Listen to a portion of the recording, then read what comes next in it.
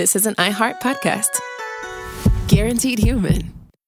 You're listening to a podcast, so you're doing something else too, like maybe scrolling home listings on Redfin, saving places you like without thinking you'll get them, because that's what house hunting has become. But Redfin isn't built for endless browsing. It's built to help you find and own a home. Redfin agents close twice as many deals as other agents, which means when you find a place you love, you've got a real shot at getting it. Redfin helps turn saved listings into real addresses. Get started at redfin.com. Own the dream. Honestly, no one wants to think about HIV, but there are things that everyone can do to help prevent it. Things like PrEP. PrEP stands for pre-exposure prophylaxis, and it means routinely taking prescription medicine before you're exposed to HIV to help reduce your chances of getting it. PrEP can be about 99% effective when taken as prescribed. It doesn't protect against other STIs, though, so be sure to use condoms and other healthy sex practices. Ask a healthcare provider about all your prevention options, and visit findoutaboutprep.com to learn more. Sponsored by Gilead. With the all-new Audi Q3, the answer is always yes. Yes to adventure. Yes to escape. Yes to right now. The all-new Audi Q3, made for the yes life. Studies show that 100% of everybody in the world wants to curl up indoors and do nothing because it's so darn cold out there. That's why many people are turning to Bombas, whose pillowy plush slippers and warm merino wool socks have been said to be the most comfortable in the history of feet. Bombas products have been found to boost coziness by up to 1,000,000%. Okay, enough fake statistics, but could Bombas socks and slippers really be the cure? Go to bombas.com/audio and use code AUDIO for 20% off your first purchase. That's BOMBAS.com and use code AUDIO. The art world, it is essentially a money laundering business. The best fakes are still hanging on people's walls. You know, they don't even know or suspect that they're fakes. I'm Alec Baldwin, and this is a podcast about deception, greed, and forgery in the art world. I just walked in and saw this bright red painting, presuming to be a Rothko. Of course, art forgeries only happen because there's money to be made. A lot of money. I'm listening to what they're paying for these things. It was incredible amounts of money. you knew the painting was fake.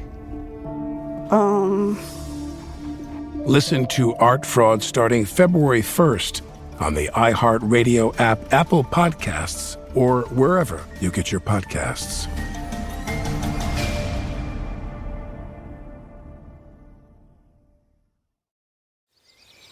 Look through your children's eyes, and you will discover the true magic of a forest. Find a forest near you and start exploring at discovertheforest.org. Brought to you by the United States Forest Service and the Ad Council. Mama, what does the chicken say? Dog. Cat. Giraffe. Giraffe, really? Giraffe. You're not going to get it all right. Just make sure you nail the big stuff, like making sure your kids are buckled correctly in the right seat for their age and size. Get it right. Visit NHTSA.gov/the right seat. Brought to you by the National Highway Traffic Safety Administration and the Ad Council. Welcome to Behind the Police, a production of iHeartRadio. Welcome back to Behind the Police, the special mini-series for Behind the Bastards, which is normally a show that I, Robert Evans, do about the worst people in all of history. But for these weeks and these episodes is a deep dive into the entire history of American police, the greatest bastards of them all. A collection of them. Yeah. My guest in this journey into the history of policedom is my friend Jason Petty, better known as the hip-hop artist Propaganda. Jason, how are you doing today? What's up? Happy Juneteenth. Mm-hmm. The actual one, Day of Independence. Yes, you know. Yeah. Yes, the day that like we as a nation kind of sort of started to begin to try to live up to the promises made at our founding, except not for women. Yeah. So there's still another. Yeah. We're still waiting for another. There's another independence coming soon. Yeah.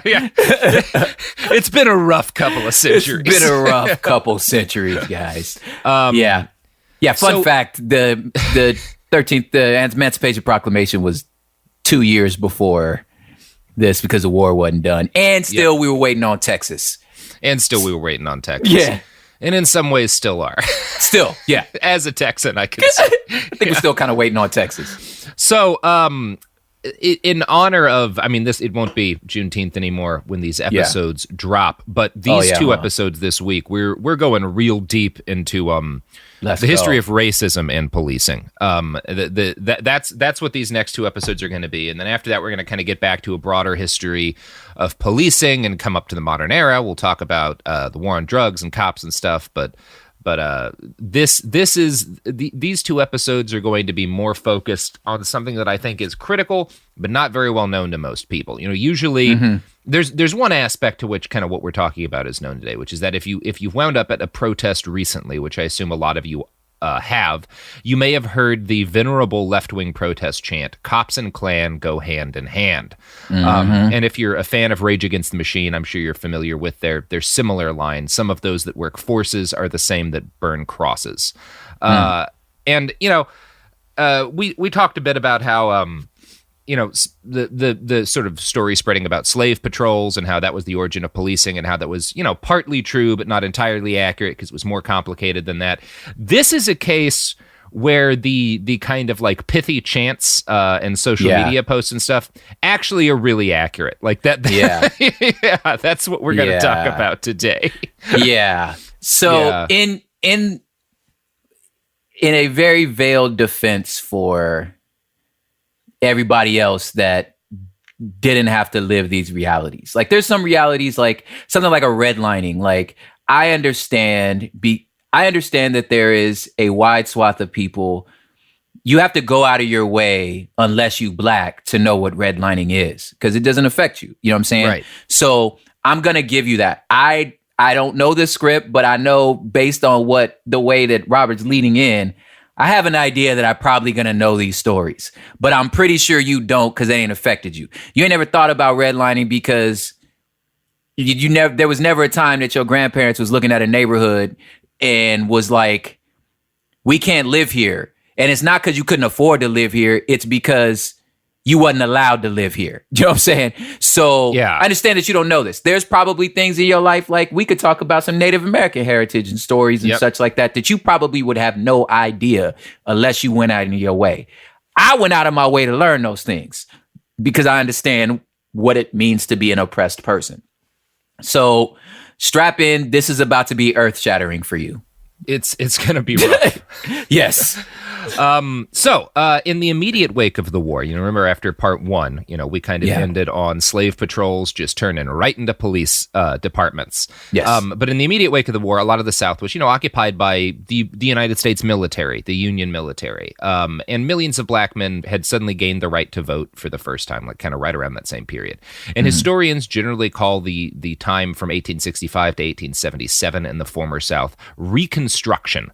And it was a time of great hope for Black Americans. 700 Black men were elected to public office, including 2 senators and 14 members of the House of Representatives, which, when you consider that like a huge chunk of those men had been slaves a couple of years earlier, like that's maybe the rapidest turnaround from politically being, not a person to being in power that like has ever happened. 1,300 Black men and women were appointed to various government jobs during this period. Freedmen pooled their resources. They formed companies. Some of them fought to receive back wages and even tried to take land from their former masters. It was generally not successful, but attempts were made. And all across the South, groups of freedmen also formed militias, sometimes using the rifles with which they had served in the Union Army. And obviously, a lot of white folks weren't happy with this.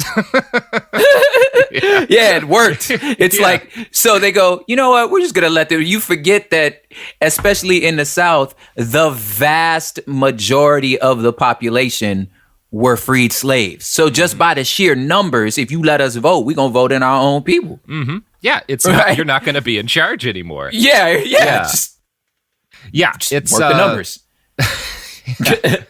So this was a pickle for the white supremacists. We could say that fairly. Yeah, and outside of the transition of slave patrols to police departments, a lot of white people just sort of on their own attempted to put newly freed black people in their place by using the law to suppress them. Laws were passed throughout the old slave states that banned vagrancy or being out in public without a visible means of support. You might recognize this as the same tactic used a little bit later to stop union workers from organizing in other parts of the country. So that is kind of, we can see sometimes the exact same tactic being used for very different groups of oppressed Americans. But it's the same thing. Like, what if we just make it illegal for them to be outside? Yeah. So, in this case, vagrancy laws were used to force black people to take employment, generally as sharecroppers. So you make it illegal to be outside without a job. That forces people to take jobs. And since, like, you don't want to go to jail, your choice, like, you have to very quickly get whatever job you can get, which means people, the power is in the hands of the person offering you the job, which means they can give you a job that's basically slavery, which is, in fact, what a lot of sharecropping jobs That's exactly were. what sharecropping was. Yeah. So again, not quite slavery, but also not nearly as far from being slavery as it really ought to have been. Yeah. Slavery light. Yeah, slavery light. A little bit of diet slave. It's like the Coke Zero of enslaving human beings. Yeah. Just 1 calorie. Yeah. It is better for you, but not very much better. Yeah, not very much better. Yes. And it'll probably give you a brain tumor. Yes. So I want to. I'll cut that bit out if Coke Zero wants to sponsor the podcast. I will take your money. Yeah. Yes. So I want to kick off our quotations in this episode with one from the absolutely critical book that everybody ought to read, "The End of Policing" by Alex Vitale. Quote, let's go. Anyone on the roads without proof of employment was quickly subjected to police action. Local police were the essential front door of the twin evils of convict leasing and prison farms. Local sheriffs would arrest free blacks on flimsy to non-existent evidence, then drive them into a cruel and inhuman justice system whose punishments often resulted in death. These same sheriffs and judges also received kickbacks and in some cases generated lists of fit and hardworking blacks to be incarcerated on behalf of employers, who would then lease them out to perform forced labor for profit. Douglas Blackmon chronicles the appalling conditions of mines and lumber camps where thousands perished. By the Jim Crow era, policing had become a central tool of maintaining racial inequality throughout the South, supplemented by ad hoc vigilantes such as the Ku Klux Klan, which often worked closely with and was populated by local police. Good little summary of how that all went down. Yep. Yeah. Yep. So, the motherfucking KKK. Let's get into it, baby. Now, we've done a whole two-parter on the history of the Klan, the first and the second Klan at least, on Behind the Bastards already. So if you want a detailed history of both of those organizations, you can check that out. It's in the Behind the Bastards feed. But I'm going to give a little bit of an overview before we dig into the cop, specific stuff. The KKK formed initially in Pulaski, Tennessee in 1866. The very first... Pulaski. It's like saying Pulaski. Pulaski, yeah. It's a fun name of a town. It's a shame. Yeah. All of the terrorism. Anyway, the very first KKK cell was formed by a bunch of bored, drunk, and pretty well-off Confederate veterans. They dressed up like wizards, and they gave themselves absurd titles and went out at night, costumed as the ghosts of Confederate veterans in order to scare freed black people. One of the KKK founders happened to own the local newspaper, and he published a bunch of mysterious letters from a grand cyclops, all of which made the Klan seem cool and mysterious and powerful. This early meme, and that's really what the KKK was at the start, spread very quickly throughout the South, and soon thousands of white dudes were dressing like ghosts and terrorizing black people, generally while drunk as all hell. Sometimes they wore dresses, other times they pretended to be aliens. They did this because it was fun, but also because it made their abuse more impactful. In her fantastic book, Ku Klux, Elaine Parsons explains this in a way that I think is really important when it comes to just sort of understanding modern right-wing street violence and why a lot of it seems so silly, like a lot of the ways they dress up and act are so on its surface absurd. Quote, Ku Klux endeavored to portray victims' entirely rational fear of their physical violence as though it were superstition or gullibility. The victim, tellingly, failed to get the joke, allowing himself to be frightened by ghosts or devils. Get the joke? Yeah, they didn't get the joke. It was funny. Man, you don't get it, bro. It's just a joke. Then I shot at you. Yeah. Yeah. While I'm hanging from my neck. Yeah. You get it? Yeah. Huh? We hung you from a tree and we were dressed as aliens. You don't get the joke? You're so scared of aliens. Yeah. There it is. Yeah, fucking fascists are always the same. Thanks, bud. Yeah. What? Yeah. At some point, you have to explain to me in one of these bastard episodes why far-right fascists are just not funny. Yeah, it's because, why is it just not funny?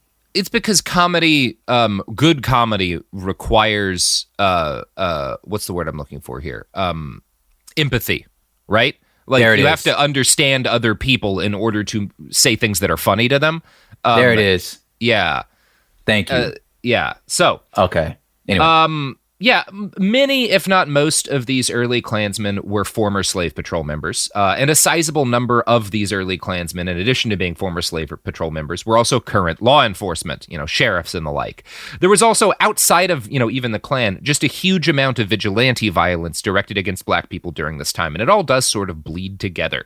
One Edgefield County, South Carolina military officer, like a U.S. military officer stationed in the former Confederacy in 1866, wrote this, quote, "2 men, white, had killed a Negro plus cut the ear off another the evening before, about 5 miles left of my encampment. It is presumed they belong to a regular organized band of guerrillas which infests that country. It is practiced among these monsters either to kill or mutilate any colored people who unluckily falls into their power. None of the colored people dared to sleep in their houses at night, but had to take refuge in the surrounding country. Some part of the peaceful, loyal white population are well acquainted with the haunts of these depredators, but dread them would they betray them, as there is no protective power in the country. They are a terror to the loyal population at night. These ruffians besotted with drink rave and tear, like prairie Indians, through the streets of the city. The civil law is powerless to protect against such desperados." That's interesting because it gives you an idea of how terrifying it was during this period, how these people acted. Yeah. It gives you also like a look into the head of sort of, I guess what you'd call like a white ally who was also still really racist against Native Americans. Like, I was like, there's a lot happening. Like a prairie Indian. Yeah. That is of all the whole sentence. That's what I caught. Where I was like, wait, what? It's like, you're so okay. What are we talking? Yeah, I was like, it's like the record skipped. Yeah. Where I was just like, yeah, man, hold up. Yeah, it's kind of like you want to be really proud of like Ulysses Simpson Grant because, as flawed as he was, he beat the Confederacy. He was pretty committed to black people not being slaves. He was committed to them having the right to vote. He did some really good stuff as president for black people. Real terrible record with the Native Americans. Just like real bad. Abysmal with the natives. Yeah. So, we do have a couple of founding members of this country that we can be comprehensively proud of, but they're pretty much just Thomas Paine, actually. When you look at white folks and John Brown. Yeah. About it. John Brown, there was a neat moment in his history where he was like asked by some white folks he lived around to help them clear out a group of Native Americans from the community. And he was like, "I'd rather clear your ass out of here."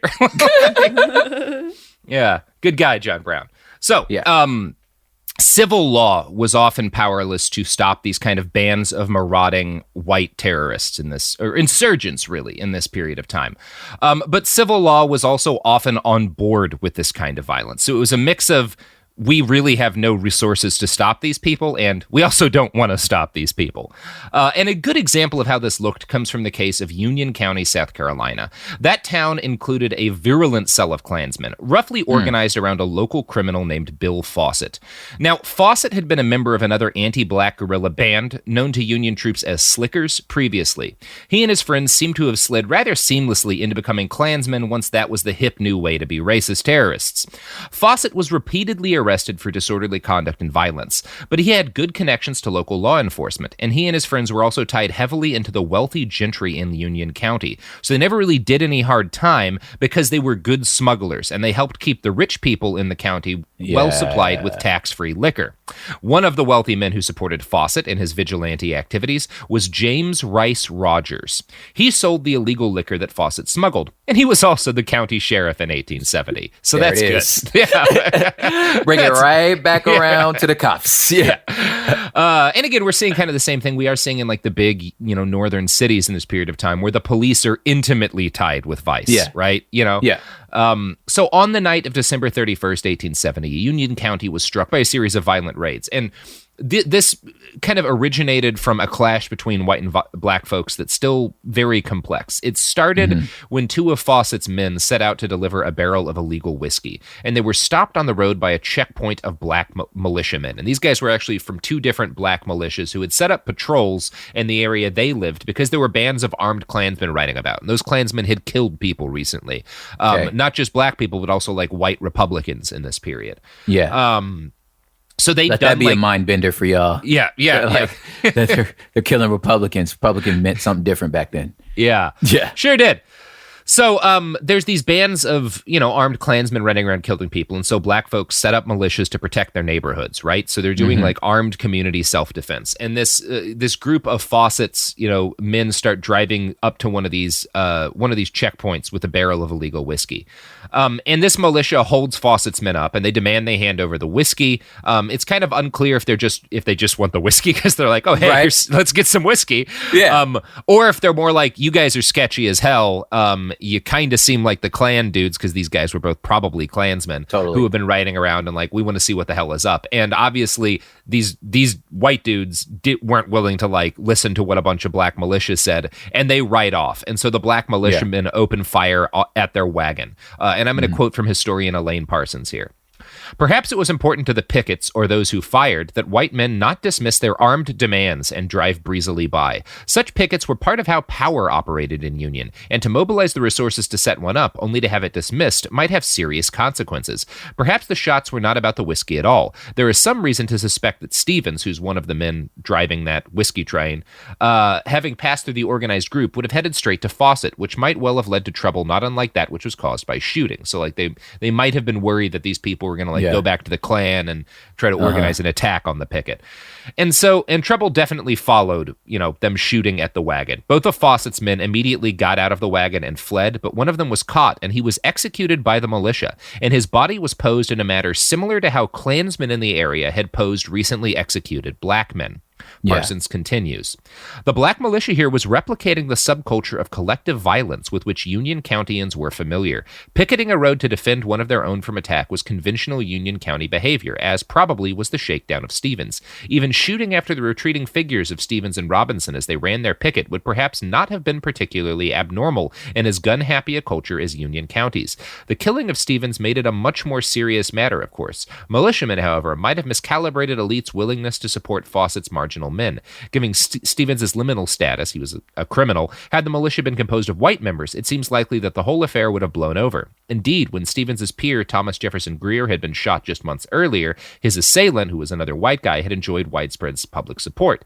But again, John Sanders had been a white man. The fact that a black militia had killed a white guy was not okay to local white elites. And so large armed groups of white men formed up and started confiscating militia weapons from black homes, disarming them first. Here we go. Yeah.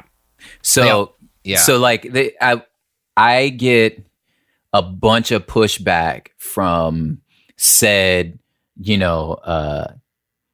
right-wing anarchists, boogaloo dudes who are like low-key boogaloo but don't want to admit it. You know what I'm saying? Yeah. Saying like, I don't understand why black people don't arm themselves. Like, you doing all this peaceful protest. Maybe you should, like, you yelling at us about being malicious, coming out here heavily armed.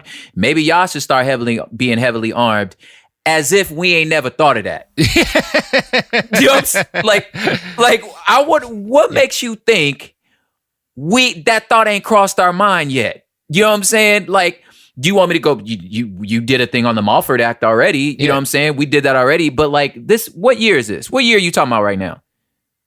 Yeah, it's this. I'm a supporter of not just black people, but members of marginalized groups, particularly as we continue to hurdle towards an uncertain future, considering armed self-defense. Yes, but that's been done a lot, and historically.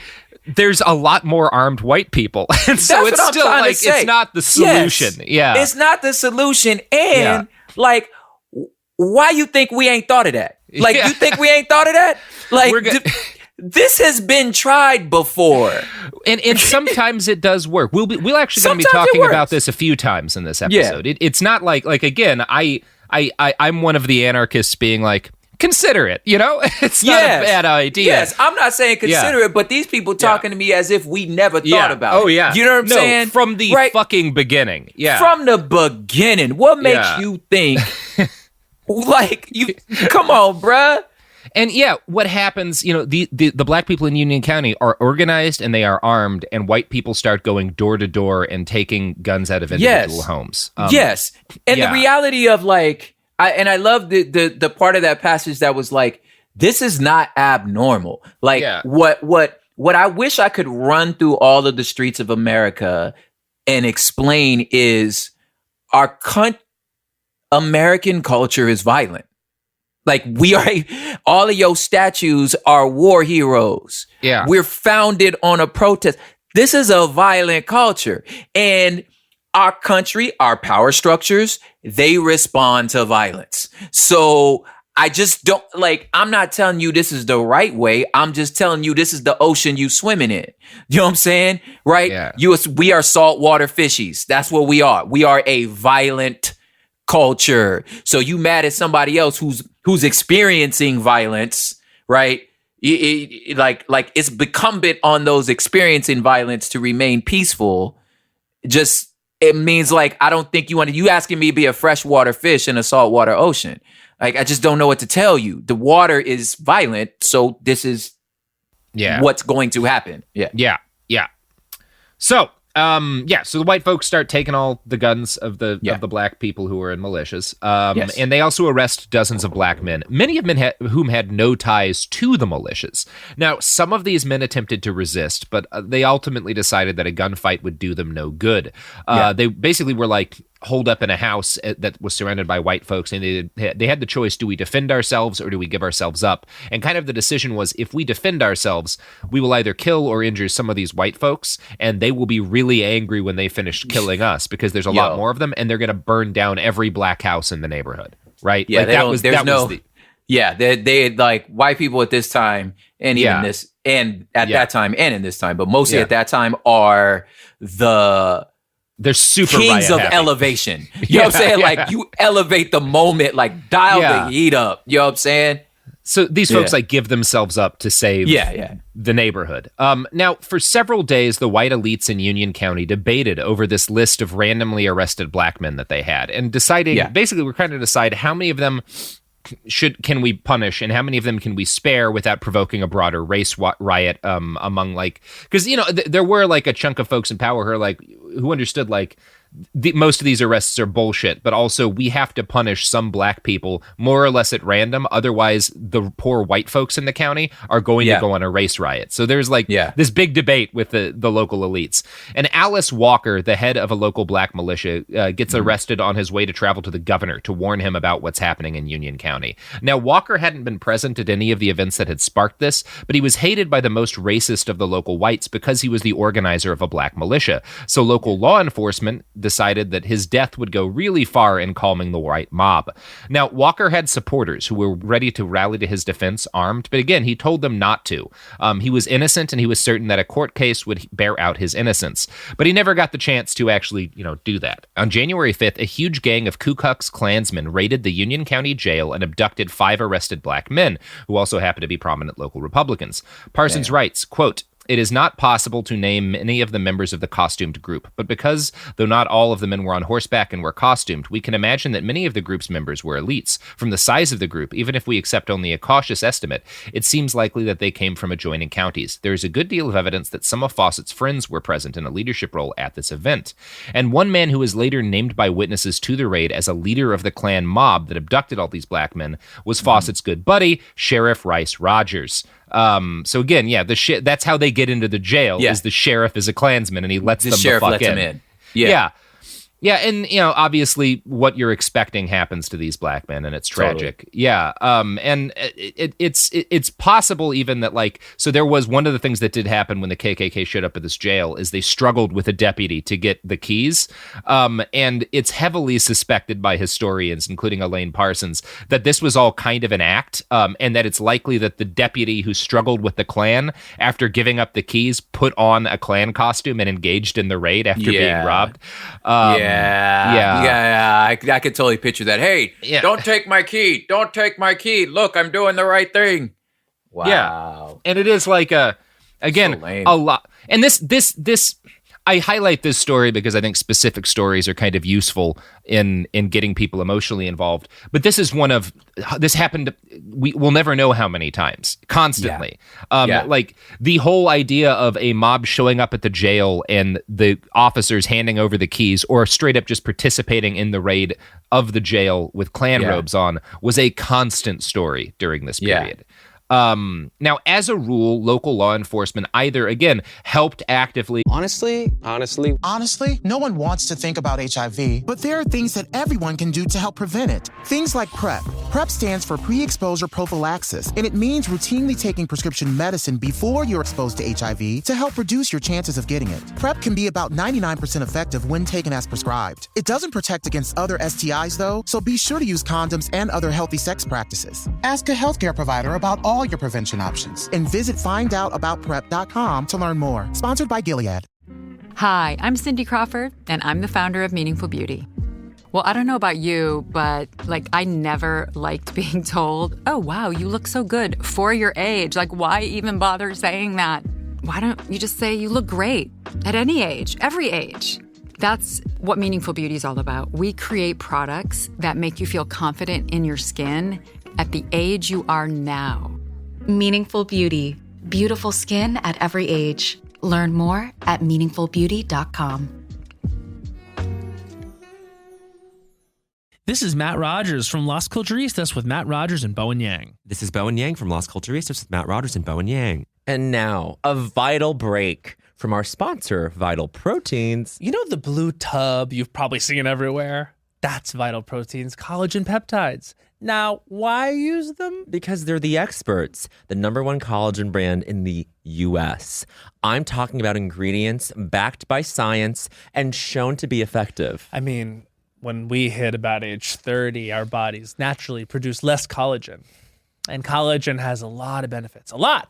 Collagen peptides are a simple wellness supplement that supports healthy hair, skin, nails, bones, and best of all, joints. And it's easy to use. Add a serving to whatever you're already drinking. Morning coffee, afternoon tea, daily smoothie, weekly whatever. I use Vital Proteins collagen every morning. I just mix it into my coffee or a smoothie. It's super easy, and it's become a simple part of my daily routine. But however you do it, consistency is the key.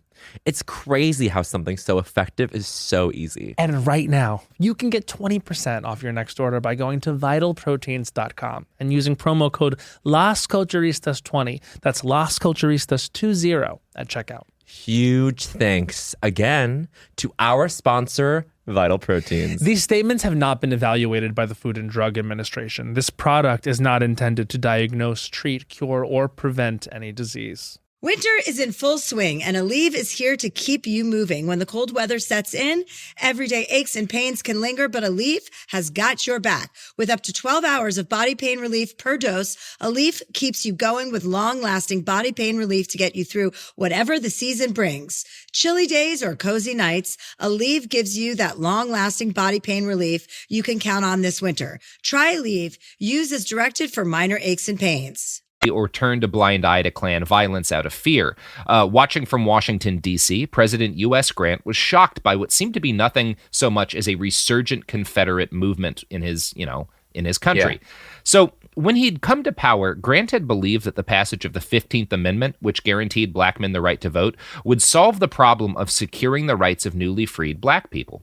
He was taken by surprise by the vicious string of murders that followed black emancipation. In Chattanooga, Tennessee, a black man named Andrew Flowers defeated the white candidate for Justice of the Peace in an 1870 election. Despite the fact that this man had just been elected justice, police were nowhere in evidence, while Klansmen whipped and beat him and told him that no N-word would hold office in the United States. Again, common story. Yeah. And thankfully Flowers survived. Yeah. Again, hey, why don't you just put black people in office? You think we ain't thought of that? Yeah. You got to deal with the problem of mass violence being done to black people in support of white supremacy. Not always by white people, but in support of white supremacy. Because we'll talk next week about how having black officers in police departments works, because it doesn't always work the way you might suspect. No, because white supremacy, Yeah. we talked about the first one, whiteness is a thing. Yeah. You know what isn't the Ku Klux? Oh, Damn it. God. Jesus. No, that's not a good way to do this. It might be, though. That's the thing. I mean, yeah. That's the hard part. Let's not analyze that too much right now. Let's just go with from episode 1, fuck the police. It's time for an ad break. Fuck the police products. The Black Effect Presents features honest conversations and exclusive interviews. A space for artists, everyday people, and listeners to amplify, elevate, and empower Black voices with great conversations. Make sure to listen to the Black Effect Presents podcast on iHeartRadio, Apple Podcasts, or wherever you get your podcasts. Hi, I'm Robert Sex Reese, host of the Dr. Sex Reese Show. And every episode, I listen to people talk about their sex and intimacy issues, and yes, I despise every minute of it. I mean, she made mistakes too, right? That's true. She did kill everyone at her wedding. But hell is real, we're all trapped here, and there's nothing any of us can do about it. So join me, won't you? Listen to the Dr. Sex Reese Show every Tuesday on the iHeartRadio app, Apple Podcast, or wherever you get your podcasts. Make sure to check out Drink Champs, your #1 music podcast on the Black Effect Podcast Network. Host NORE and DJ EFN sat down with artist and icon Ye, which Vulture called one of 2021's most significant interviews. I literally had to go like Thanos, and I don't want to have to be the villain, but when I went and did the Donda thing, Ye returned. And everybody had to sit back and watch the real leader.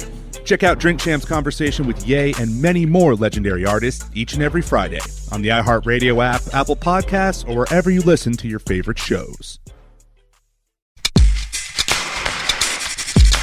We're back. Oh my gosh. You know what I love is being back from ads, because it means that we can talk more about the horrific history of racism and law enforcement. The terror and trauma that sits inside of my DNA and is passed on generationally. Woo! Yes. Should have had an air horn there. So, starting in 1870, President Grant began to lobby Congress to give him power to do something about the Klan.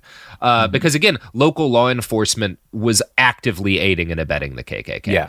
In 1870 and 1871, Congress passed the Enforcement Acts. These protected the rights of black men to vote, hold office, and serve on juries, and generally enjoy equal protection under the law. The Ku Klux Klan Acts, as they came to be known, allowed President Grant to call up the army in order to arrest and break up the bands of disguised night marauders. And we're going to be like 99% critical of law enforcement on this podcast, but we got to be fair when it's important to be fair. And federal law enforcement did a pretty decent job on breaking up the Klan. Yeah. Full and respect. This is where things get really complicated, Prop, because a lot of the credit for this goes to Amos Ackerman, the Attorney General of the United States.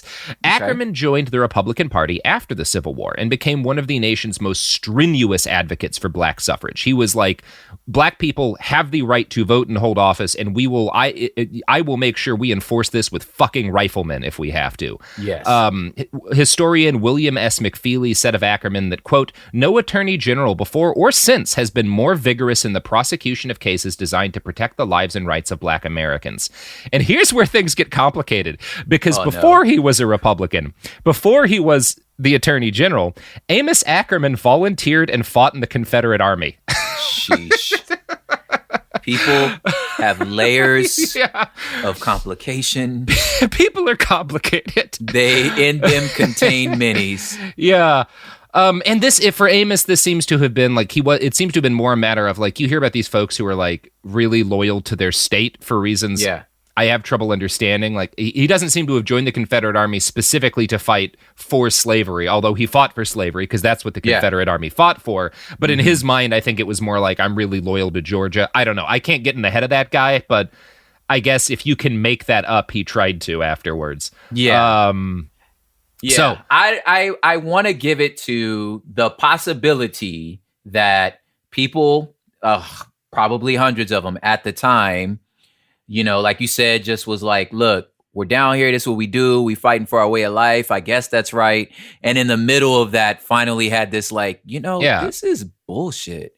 You know what I'm saying? And was like, but if you the onlyest person for miles talking like this, it's probably hard to find some good community, and you're probably going to fumble, and then you become this guy to where you're like, hey, there's one thing I can do. I could probably like dismantle this Klan thing. That seems like a good thing to do. You know what I'm saying?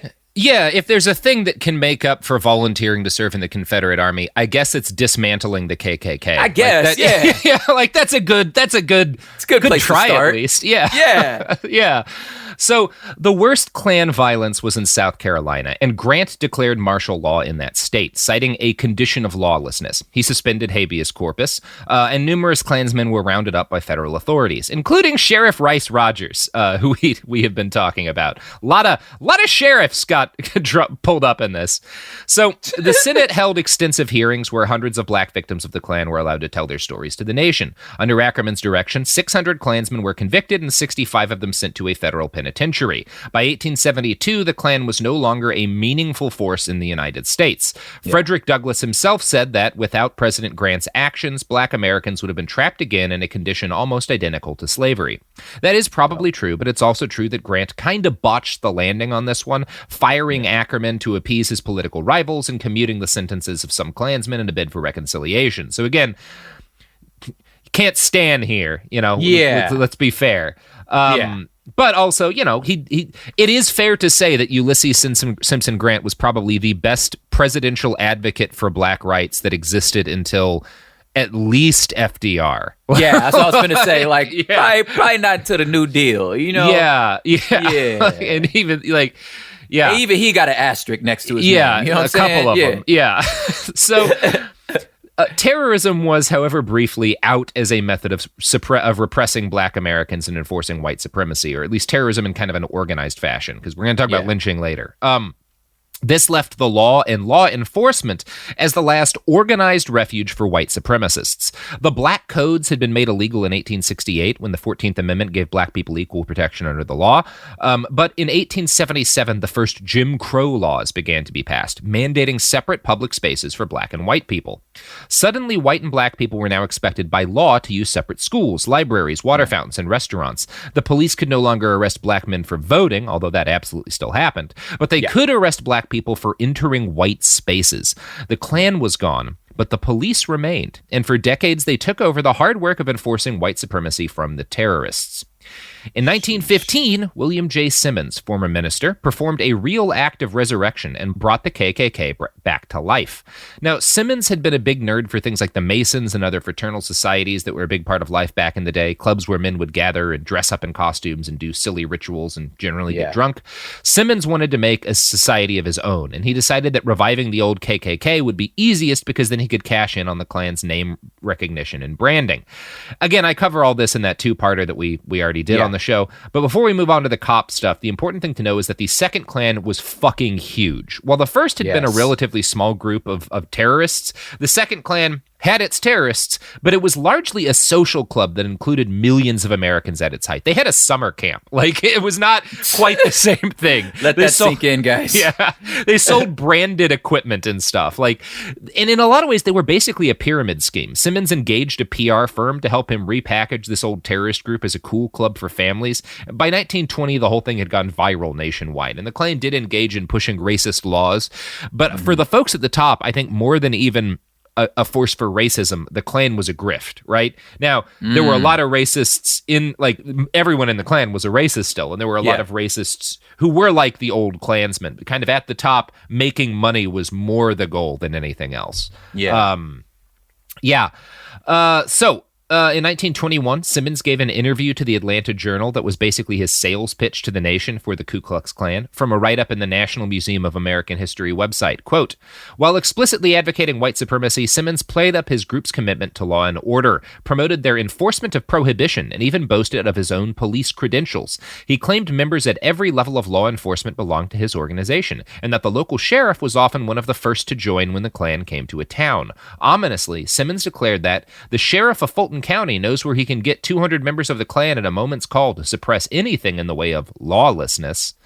There it is. Yeah. And he wasn't blowing hot air when he said this. In Anaheim, California, Klansmen won 4 out of 5 seats on the city council, dominating local politics until 1924. They voted to allow officers who were Klan members to patrol wearing their full KKK uniform instead of their normal police uniform. Non-police Klansmen were also allowed to patrol and interrogate citizens in the streets. Hey, I just want you guys to know that Anaheim's where Disneyland is. So just like let that sink in. Anaheim. That's where Anaheim. That's where Disneyland is. You want to go to downtown Disney? It's Anaheim. Yeah, the city council of Anaheim, who are 80% Klansmen, are like, yeah, cops can just wear their Klan uniforms to do their job. Why not? It's just a club. Right. Yeah, and the Klan uniform basically is the same as the police uniform, so like we're good. So I don't understand the problem. Look, this is probably something for episode 5, but just like when I think to myself, like how anyone can get their brain around, even at that time, after the law done changed, after you fought a war, I just think at the core, it's because you like Black people are you're still just functional. You're still just in the brain of the white supremacists at the time. And I think sometimes the stain of that's still here now, where it's like, you're an appliance.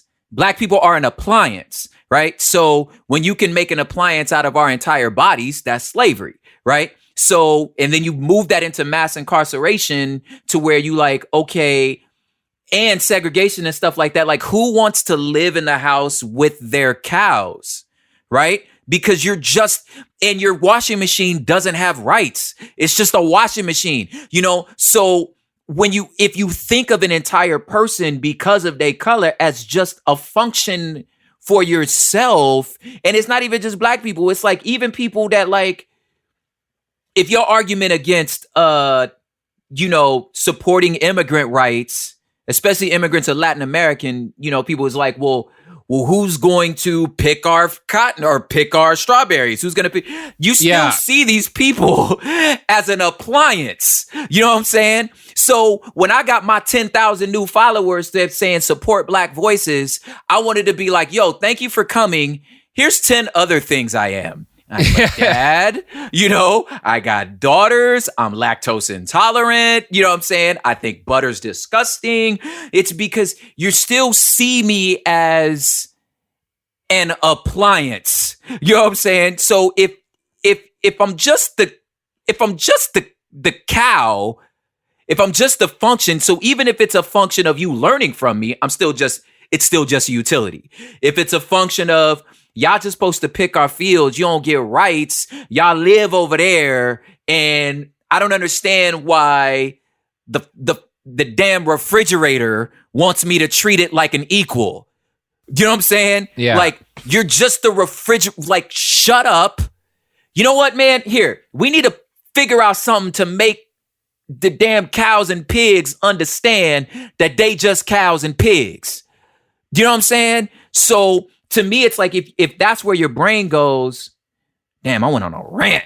But like, if that's where your brain goes, that's why it's so like mind-boggling to these Klans people who's just like, I don't understand why these Black people keep asking to sit at our tables. Yeah. Yeah.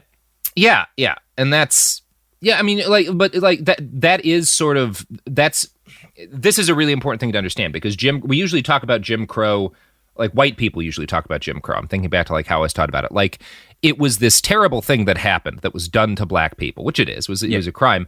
But also what Jim Crow was is the foundation of law enforcement. Law enforcement in this country was still very much in flux and being formalized when Jim Crow started. It was really fucking new. Like, the first police department had only started in 1838. Jim Crow starts in 1877. So U.S. law enforcement in much, if not most of this country is founded at this, like, more or less at the same time as Jim Crow, which means that U.S. law enforcement is founded in large part to keep the appliances in the eyes of the white elite separated from the white elite. Like that. So, yes. Get back to the script. Important point. Yes. So the second Klan was also real popular in Oregon, maybe more popular in Oregon than it was anywhere else in the country. And patient zero for the Oregon Klan was the southern town of Medford, which is not Medford, which is where you go watch Shakespeare in the park. Yeah, no, that's Ashland, which is next to Medford, right? And Ashland is a very different city. It is. Went to a tea house in Ashland. There's great tea houses. I actually like Medford and Ashland are both like right next to each other and both in one of the prettiest parts of Oregon and thus one of the prettiest places in the entire planet. Like I've been all over the damn world. I haven't found anywhere. I found some places that are like up there with that part of Oregon, but I haven't found anything that I find pretty. Like fucking gorgeous place. Yeah. But also Medford has a real long history of straight up fascism right into the present day. The mayor of the town of Phoenix, I think it was Phoenix, which is like right outside of Medford, basically a suburb of Medford. The mayor 2 or 3 days ago drove his car into a crowd of Black Lives Matter protesters. The mayor. Good Lord. Yeah. So the issues continue. Yeah. I wish I could see my face right now. The mayor. The mayor. Okay. Wow. So, Medford is where Luther Powell, the Kleagle sent by the National Klan to establish the Klan in Oregon, set up the state's first KKK outpost. He gained initial recruits by pointing to the massive bootlegging problem in nearby Jackson County and making the case that the Klan could help with law and order. And I'm going to quote now from a paper by Ben Bruce of Chapman University. Powell sold the Klan to potential followers not as a brotherhood of bigotry, but as a beacon of patriotism, cultural conservatism, and social order. According to Powell, the Klan was there to uphold traditional American society against the threat of the Roaring Twenties. Specifically, Powell emphasized the Klan's support for the enforcement of prohibition. In a matter of weeks, Powell had sworn over 100 men into the Invisible Empire, most of who were policemen. Klan expert and author David Chalmers describes the Klan under Powell as being in the law and order business. Luther Powell's recruiting success in Medford cannot be quantified by lists of names on paper on membership dues alone. With his newfound support from local police officers, Powell accused Medford County of insufficient prohibition enforcement policies. He then spearheaded the successful recall of the county sheriff. Within a month, the mayor of Medford was dressed in white robes as well. So... Medford, again, this happens. We're talking about Anaheim and Medford, and we'll talk about a couple other cities, but this is happening all over the U.S. where whole city governments and the whole police departments are like, yeah, what if we're just Klansmen too? This is fine. So Powell's success perfectly embodies what made the second Klan much more successful than the first. The first KKK was literally an insurgent terrorist army. The new KKK positioned itself as a force for law and order, standing alongside the state in order to help keep white people safe. It was again not a vigilante terrorist organization, but instead the same kind of designated vigilante force. If you remember that from our first couple of episodes, a designated vigilante force like the police. And that's why it was often a lot of local Klan cells were majority police officers. So Powell moved on quickly from Medford to Portland, as most people who visit Medford tend to do. Within months, the city had thousands of Klansmen, and it may have garnered more KKK members more quickly than any other city. Now, again, this rapid success in Portland came in part due from the fact that the Klan was seen as respectable. Shortly after opening, the Portland Klan chapter partnered openly with the Portland Police Bureau. Since the Portland Police Bureau only had 150 men at this point, it considered itself understaffed, and the mayor of Portland decided to appoint a vigilante police auxiliary, and he allowed the KKK to pick the members. These men received police powers and firearms, but their names were kept hidden, effectively turning themselves into a secret police force. I should note here that during the recent protests in Portland, a commander of the Portland Police Force sent out a directive ordering police officers to cover up their names and replace them with numbers that could only be traced back to names internally. Just a fun little thing. Portland Police Bureau, same force that partnered openly with the Klan. Cool stuff. Oh my God. Portland, where there's... Where on Burnside and MLK, you can go to a park of just food trucks and you can get craft vegan waffles. That's in Portland. Yeah. And the cops are Klan members. Like, And yeah, exactly. Help me. Help me understand you, Portland. I've heard a lot of cops and Klan go hand in hand chants in the Portland streets recently. Yes. And I obviously a lot of people believe that, but I don't know if those people know that literally the Portland Police Bureau had an official arrangement with the KKK in the 1920s. Y'all just think it rhymes. Yeah. Like, no, seriously. Oh, no, yeah. No, you're literally correct in a very direct way. Not just in these guys are secretly Klan members, but no. Like the PPB had an arrangement. Yes. Yeah. Cool stuff. So, Astoria, Oregon also had a major Klan problem. And this is because it was the most diverse city in the state, which meant at this point didn't mean that it was lowest number of white people. It meant that it had the highest number of Catholic people who came from weird parts of Europe. Like, right. And again, the second Klan in this period, some historians will argue, was actually more racist and violent against Catholics and Jewish people, or at least as racist and violent as it was to black people. Like they've broadened their spate of hatred. Yeah. And obviously it found a healthy... Honestly, no one wants to think about HIV, but there are things that everyone can do to help prevent it. Things like PrEP. PrEP stands for pre-exposure prophylaxis, and it means routinely taking prescription medicine before you're exposed to HIV to help reduce your chances of getting it. PrEP can be about 99% effective when taken as prescribed. It doesn't protect against other STIs though, so be sure to use condoms and other healthy sex practices. Ask a healthcare provider about all your prevention options, and visit findoutaboutprep.com to learn more. Sponsored by Gilead. Now I'd like to introduce you to Meaningful Beauty, the famed skincare brand created by iconic supermodel Cindy Crawford. It's her secret to absolutely gorgeous skin. Meaningful Beauty makes powerful and effective skincare simple, and it's loved by millions of women. It's formulated for all ages and all skin tones and types, and it's designed to work as a complete skincare system, leaving your skin feeling soft, smooth, and nourished. I recommend starting with Cindy's full regimen, which contains all 5 of her best-selling products, including the amazing youth-activating Melon Serum. This next-generation serum has the power of melon leaf stem cell technology. It's melon leaf stem cells encapsulated for freshness and released onto the skin to support a visible reduction in the appearance of wrinkles. With thousands of glowing 5-star reviews, why not give it a try? Subscribe today and you can get the amazing Meaningful Beauty system for just $49.95. That includes our introductory 5-piece system, free gifts, free shipping, and a 60-day money-back guarantee. All of that available at meaningfulbeauty.com. This is Matt Rogers from Las Culturistas with Matt Rogers and Bowen Yang. This is Bowen Yang from Las Culturistas with Matt Rogers and Bowen Yang. And now, a vital break from our sponsor, Vital Proteins. You know the blue tub you've probably seen everywhere? That's Vital Proteins collagen peptides. Now, why use them? Because they're the experts, the #1 collagen brand in the U.S. I'm talking about ingredients backed by science and shown to be effective. I mean, when we hit about age 30, our bodies naturally produce less collagen. And collagen has a lot of benefits. A lot! Collagen peptides are a simple wellness supplement that supports healthy hair, skin, nails, bones, and best of all, joints. And it's easy to use. Add a serving to whatever you're already drinking. Morning coffee, afternoon tea, daily smoothie, weekly whatever. I use Vital Proteins collagen every morning. I just mix it into my coffee or a smoothie. It's super easy, and it's become a simple part of my daily routine. But however you do it, consistency is the key.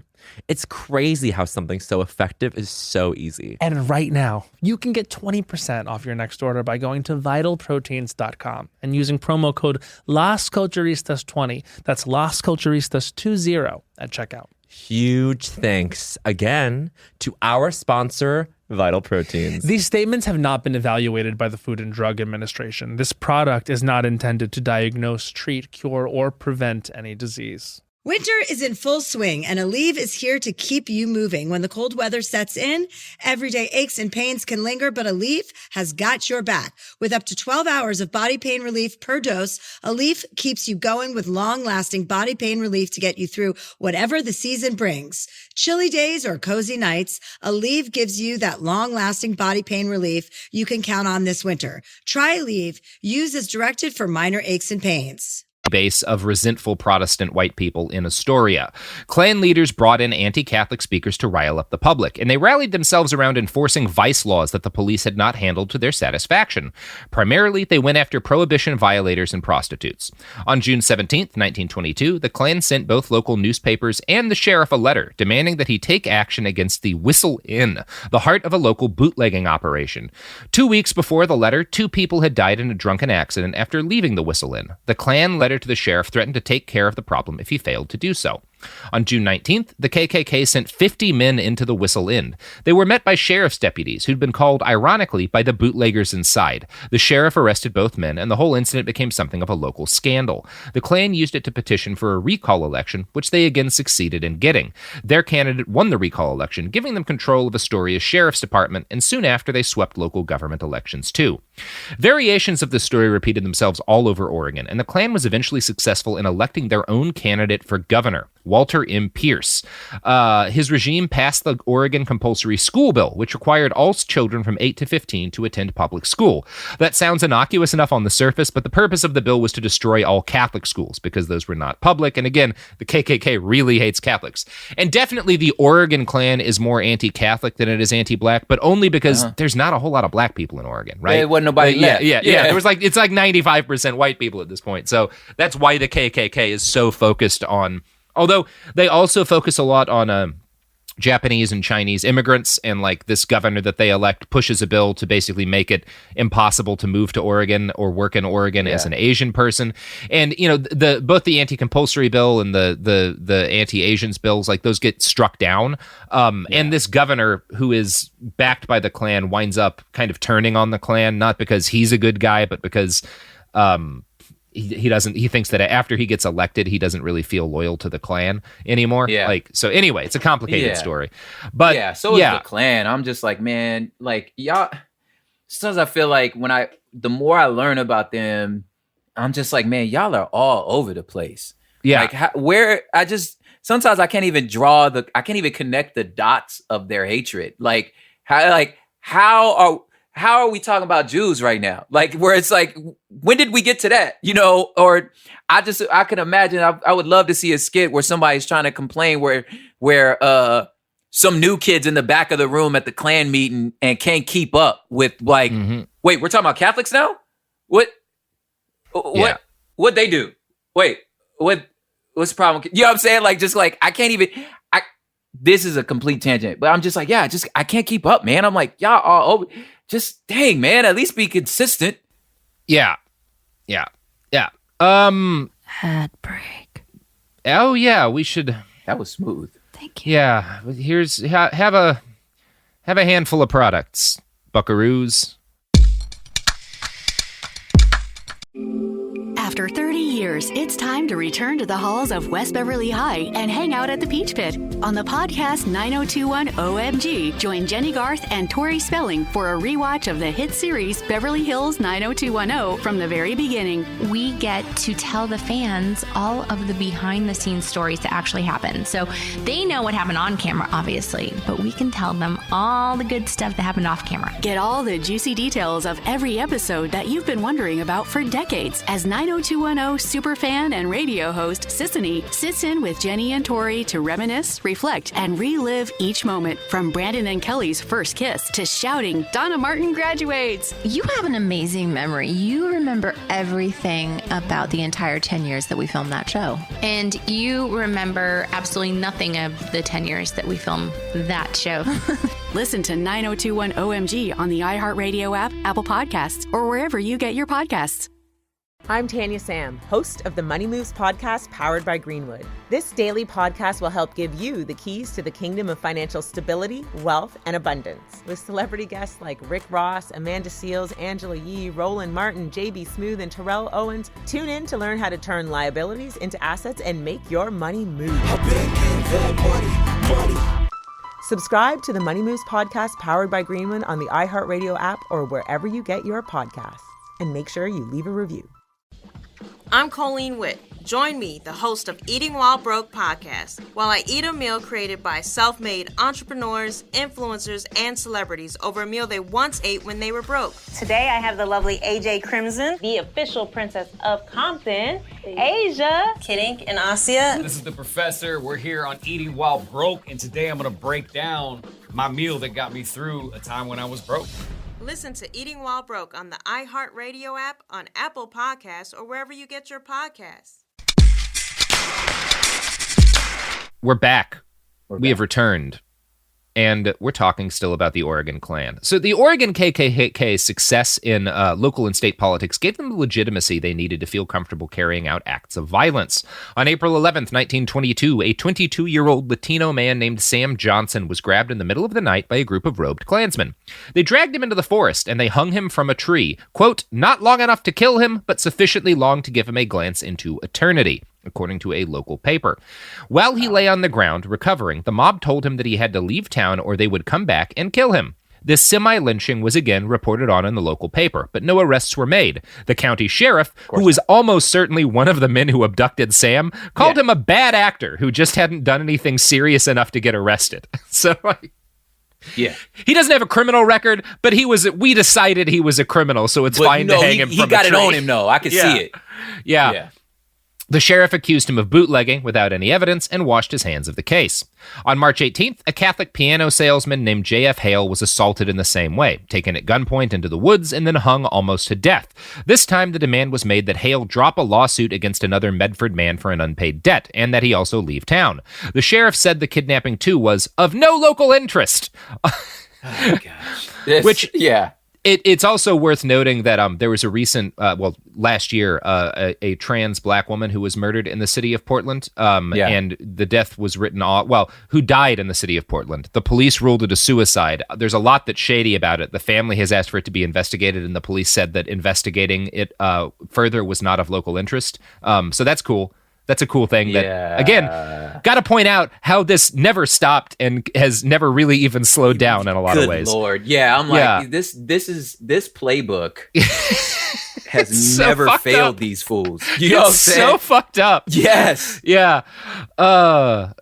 On April 2nd, a black railroad worker who'd just been released from jail over prohibition violation was kidnapped, hung again, and ordered to flee the town. As he ran away, he heard men shouting back at him, "Can you run, N-word?" while some in the crowd fired at his feet with their revolvers. By this point, local media had begun covering the Klan's abductions in outraged articles. One in the Medford Mail Tribune revealed that the state Klan leadership had actually sent notes to individual members within the county with instructions on how to carry out these necktie attacks. The Klan denied these letters since they had not been sent on official Klan letterhead. What? Again, they had a lot of products. The Klan had a lot of products and services, actually, in this period. This don't count because it wasn't on letterhead. They sold insurance, yeah. This is incredible. So, Kleagle H.E. Griffith, who was the guy who had taken over the Medford Klan, demanded... Can you name can you say his title again? Just Kleagle. Just Kleagle. Kleagle. I heard something else. Okay, now go on. I heard something else. What? Yeah, exercises that women do to keep going. Oh, yes, it does sound like that. Yeah.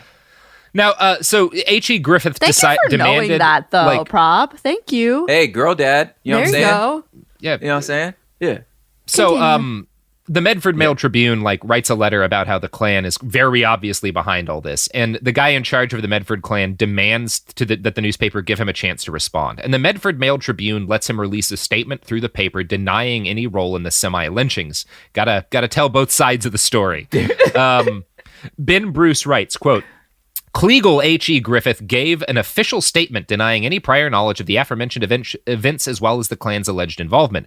Griffith accused the local papers of severely misrepresenting the facts. In the same article, Griffith endorsed the Klan as a regular, fraternal, patriotic, and benevolent order that stands for pure Americanism, protection of pure womanhood, free speech and press, free public schools, restricted immigration, white supremacy, and law and order, and consistently assists all law officers in the performance of their duties.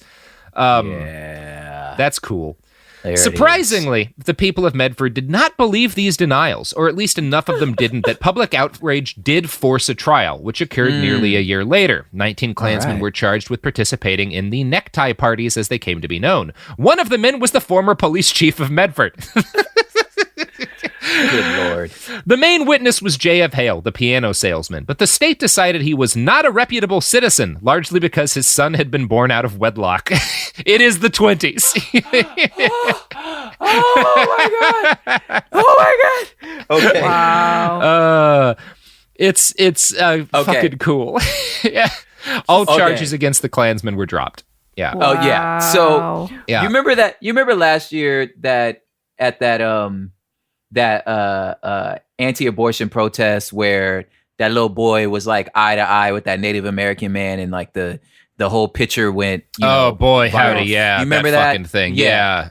So what you're just explaining explains in a lot of ways why everybody looked at that moment and saw two different things, because what the terror that a lot of us are talking about, like why this was so frustrating, was because the ambiguity of this kid's face, of just being like, he is just a kid, he is kind of smirking, right? Mm-hmm. And you could say, well, he didn't do anything, he didn't interrupt the guy, he's just standing there looking at him. But if they're at his own protest, it's fine.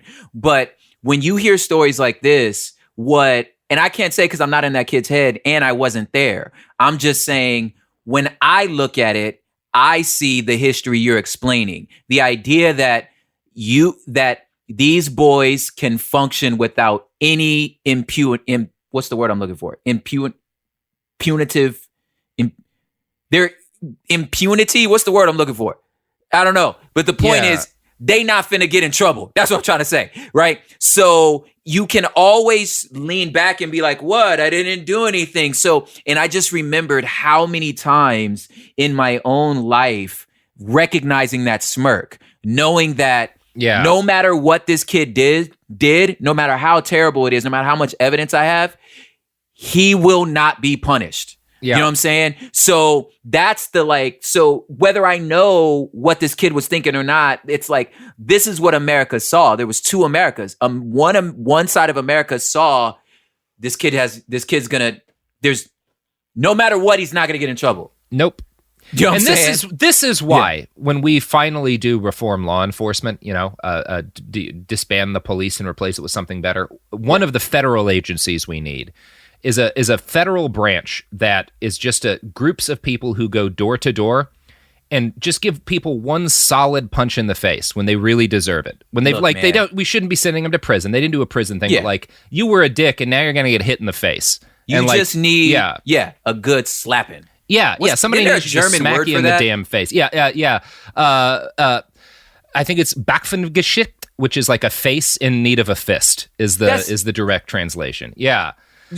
Sometimes people just need to get not hard, not enough to do damage. Like, we'll train these people to deliver legally appropriate slaps and punches, but you were a dick and somebody needs to fucking smack you. And it should be a group of men and women in suits who come to your door and say you have been selected to get smacked in the face because you were a dick and you need to know it.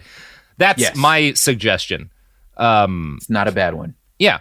So Oregon's Klan was relatively nonviolent. And I again, this tells you how bad the second Klan was. We're calling lynchings that don't kill anybody relatively nonviolent compared to the Klan in Oklahoma, for example, had a horrifically violent Klan that also eventually wound up in charge of a lot of the different state or local cities and police departments and stuff.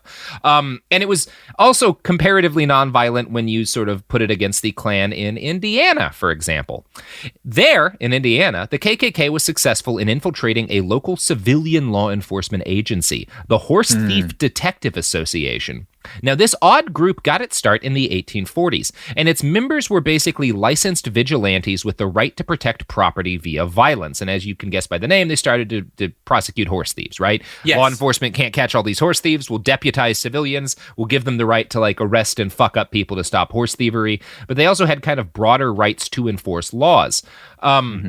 Now, the birth of the automobile reduced the Horse Thief Detective Association to a somewhat irrelevant group. But when the KKK came to Indiana in the early 1920s, they saw that there was this organization that civilians who were Klansmen could join, and it would give them the right to carry out violence with state backing. So they start flooding the HDTA with membership, and they also start giving existing members in the HDTA free and subsidized membership in the KKK, because they see that this weird little organization gives them the right to enforce the law in Indiana without having to get elected sheriff or anything, or put even recruit police officers. So the Indiana Klan starts pouring money into the HDTA and offering their existing members low-priced entry into the Klan. Quote, as sworn members of HDTA chapters, Klansmen in the state essentially formed an armed, officially sanctioned force that would allow them to enact their agenda under the guise of legitimate law enforcement. Now, in his work on the Klan in Indiana, historian Leonard J. Moore details membership records from 1925 that show that over 20% of the state's eligible population, white Protestant native-born males, belonged to the KKK. In some counties, that number exceeded 33%. In Marion County, which included the city of Indianapolis, over a quarter of eligible men belonged to the Ku Klux Klan, some 25,000 members in total, many of whom held dual membership in the HDTA chapter. Okay, wait. Mm-hmm. They paid dues?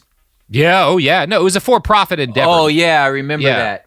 Yeah. Which I forgot how lame that even makes it even more lame. Yeah, they're a lot... Y'all paid to be in here? Mm-hmm. So lame. It's pretty cool. Yeah. So, I'm going to quote again from historian Leonard J. Moore. Quote, as horse thief detectives, the Indiana Klan came down on bootleggers, organized labor, immigrants, and African-American populations. In one incident related in Elliot Jaspin's book, Buried in the Bitter Waters, they helped expel black citizens from the mining town of Blandford in western Indiana. On January 18th, 1923, a young girl from Blandford reported that she had been abducted and assaulted by an African-American man. Within 48 hours, several hundred white townsfolk met and demanded that all black residents leave, beginning with unmarried men who were to be outside town limits by that evening. Within a week, all black residents of Blandford, approximately 50 people, had fled. That exodus was overseen by Harry Newland, the sheriff of Vermilion County and himself a Klansman, along with members of the Dana HDTA and the Helt Township HDTA, two of the 4 chapters in the area. The Helt Township chapter alone included over a dozen members of the Klan, including its captain. African-American citizens, both in Blandford and the surrounding county, felt forced to comply and departed en masse. As Jaspin notes, the 1920 census recorded well over 200 black residents in Vermilion County. In 1930, that number was less than 70. Wow. That's an act of ethnic cleansing. That's what we call ethnic cleansing. Yeah. That's what that's called. Yeah. Mm-hmm. Yeah. So, Indiana, y'all. Indiana, y'all. The KKK was active all throughout. And again, think about this. Think about this civilian group with law enforcement powers enforcing white supremacy. When you think about, for example, armed members of far-right militias showing up to support the police at protests. Yes. Yeah. That's... So, the KKK was active all throughout the United States during this period, eventually reaching a peak of 4 million members. There exists no accurate nationwide count for how many people were forced out of their homes by the Klan, how many were assaulted by them or killed by them, just as there exists no comprehensive accounting for how often this behavior occurred either with the consent or the enthusiastic help of the police. In either case, it may be a mistake to even attempt to quantify the KKK's part in this specifically, because the violence of both the first and second Klan occurred within a much broader context of mass violence against black people by white people with the express consent of law enforcement. This violence started up during Reconstruction and continued all the way into 1950. We tend to call it lynching today, although it took a variety of forms, and we will never know how many black men were killed during this period, but the Equal Justice Initiative estimates 6,500 at the minimum. These murders occurred at a steady pace, with intermittent eruptions that were spurred on by a mix of economic recessions, war, and white resentment of black success. And all that brings me to the story of the Red Summer of 1919. Have you heard of this prop? Yes. Yeah. I'm going to guess, I think because of the show Watchmen, actually, a lot more white people know about Tulsa now, which we'll be talking about in part 2. I don't think very many, I didn't know about fucking Red Summer until a week or 2 ago. So, it's part 4. Part 4, Jesus. Part 4 for the week. Part 2 for the week. Okay, well, okay. Yeah. The next episode, we will talk about Tulsa. We'll talk about Tulsa, but this is, Red Summer 1919. Again, this is the type of stuff that, like I said before, if it's not in your experience, you'd have to go out of your way to know this. Right? Exactly. But if it is, it's like, this is why I will always hammer, like, having a good, strong sense of self, a sense of community, and then having relationships across communities. Mm-hmm. You know what I'm saying? So that now you don't sound like an asshole when you don't know what the fuck you're talking about because you don't know people from other places. You know what I'm saying? So this is so anyway, all that to say, and this shit won't be in your textbooks. No, and it's not going to be. It's not going to be. No. You're lucky if you get a paragraph on the Red Summer in a textbook, and not all textbooks. Yeah. Mine sure didn't have it. It is Of in course. some textbooks because some of the articles I read on it, like, were specifically analyzing how it's covered in textbooks. But again, generally about a paragraph. Yeah. Now, the Red Summer is the name given by NAACP leader James Weldon Johnson for the months in 1919 when a wave of racist riots, race riots is often the term, I think racist riots is more accurate, broke out against black communities in Charleston, South Carolina, Longview, Texas, Bisbee, Arizona, Washington, D.C., Chicago, Knoxville, Omaha, and Elaine, Arkansas. At least 150 people were killed in the violence and 100 or so more lynched, but it's probably more like 1,000 dead. You'll hear again. We're never gonna get a good accounting. And I hope the listeners hear, like, as he gets into this story again, just like we said, to the militia folk that are like, how come black people don't arm? And when we say, you think we ain't thought of that, right? Now, as you listen to this story, when people say, well, how come you don't build your own businesses and support your own community and start your own capitalistic spaces? Let me say, you think we ain't thought of that? Yeah. Continue. So obviously, Klan members were involved with and behind a great deal of the violence of Red Summer, but not necessarily most of it. Although in Pittsburgh, the KKK chapter posted up notices around a black neighborhood which stated, "The war is over, Negroes. Stay in your place. If you don't, we'll put you there." Which is a little ironic because a lot of Red Summer involved white crowds going into black neighbors. Coming to black neighborhoods. Yeah, exactly. Minding our own business. Fucking A. Yeah. So, while Klansmen were regular drivers of violence during Red Summer, uniformed police officers played at least as large a role, maybe even a larger one. One of the first riots started in Chicago on July 27th after a black child mistakenly swam into a chunk of beach that was whites only under Jim Crow. White people on the beach saw this child, Eugene Williams, and started pelting him with rocks. Every time he would attempt to come to shore, they would throw more rocks at him. He eventually drowned. This brought a crowd of furious black citizens out. More rocks were thrown, a white officer showed up, observed the situation, and decided to arrest a black guy. Yeah. This, for obvious reasons, helped push tensions in Chicago to a boiling point.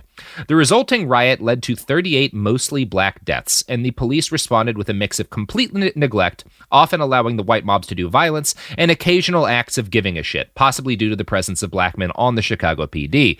The most notable example of this was probably the Chicago police holding back a white mob from burning down a hospital filled with mostly black patients. The only CPD officer to die during the riot was a black man. Red Summer actually continued into the fall, and one of its bloodiest hotspots was Phillips County, Arkansas. On September 30th, a small group of black people gathered at a rural church to organize a sharecroppers union. Two white policemen showed up, and they had been sent there specifically to stop the union from organizing. So again, we do have some interchange with what we talked about in the last episode, where the police exist to stop unions for wealthy people. Anyway, so they claimed they were looking for a bootlegger, and what happened next is unclear, but a gunfight broke out, and one officer was killed, almost certainly in self-defense, by the people in that meeting. The local sheriff sent out a call for armed random white dudes to, quote, hunt Mr. N-word, and he did not use the N-word. He used the N-word, but he didn't, he used the real one. Hunt Mr. N-word in his lair. Hundreds of white dudes from all over the area and even from the adjoining state of Mississippi showed up in Phillips County with guns. They opened fire wildly at every black person they saw with the enthusiastic consent and help of the police. Frank Moore, a black farmer, survived the massacre. He later recalled, "The whites sent word that they was coming down here to kill every N-word they found. There were 300 or 400 or more white men with guns shooting and killing women and children." Now, of course, Klansmen were involved, and some of those Klansmen were likely police officers. But the violence in Phillips County was backed by state and local officials, lawmen and business owners, not just a vigilante social club. The official death toll was 11 black men and 5 white men killed. The real number of murdered black people is believed to range from anywhere from 100 to 237. At one point, the white mobs were aided by federal troops as well. Local reporters helped the government cover up the massacre by claiming the violence had been white self-defense against a black uprising. One Arkansas Gazette article opened with the headline, "Negroes Plan to Kill All Whites." Lord. Yeah. You could just make it up. And like going into like some of these specific communities. Yeah. Just to color some of the story, were becoming affluent. Especially the ones in South Carolina. They were like, okay, listen, you don't want to do business with us? Fine. So they was opening banks, selling their own homes, starting their own businesses, growing their own crops. It was like, okay, it's fine. We don't have to live together. It's fine. You know what I'm saying? And then all of the sudden, somebody just come knocking down. It's like, what do you... And, specifically sparked by that community, sharecroppers in the community being like, we need to agitate together to have a better deal in a legal and constitutionally protected way. Oh, now you're shooting at us. Now you're shooting at us. You're just like, okay, so we're not 3/5 human anymore. The law applies to us. It seems like this system of sharecropping don't work. Maybe we should work together and kind of figure out a better way to, we're citizens now. So we have this right. Yeah. We have this right. Oh, guess we don't. Nope, you're shooting us. Okay. Yeah. I mean, this is just like I was in fear of my life bullshit that cops use every second of every day. They were uprising. You'll hear that again in the next episode, too. Yeah. No, they were minding their own business. I was afraid of the woman sleeping in her own house. What? Yeah. It's